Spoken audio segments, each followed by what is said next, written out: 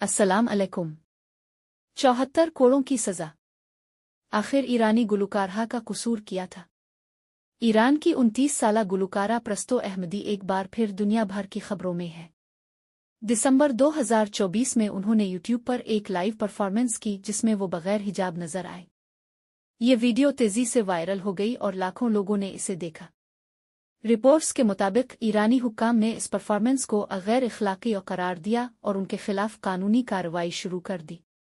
अब अदालत ने प्रस्तो अहमदी और उनकी प्रोडक्शन टीम के कई अरकान को 74 कोड़ों की सजा 2 साल के लिए मुल्क से बाहर जाने पर पाबंदी और फनकाराना सरगर्मियों पर पाबंदी सुनाई है। इस फैसले के बाद इंसानी हुकूक की कई तंजीमों और फनकारों ने शदीद रद्दअमल दिया है। नाकदीन का कहना है कि यह सज़ा इजहार राय और फनकाराना आज़ादी के खिलाफ है, जबकि ईरानी हुक्काम अपने कवानीन के नफाज को ज़रूरी करार देते हैं। आप इस फैसले के बारे में क्या सोचते हैं?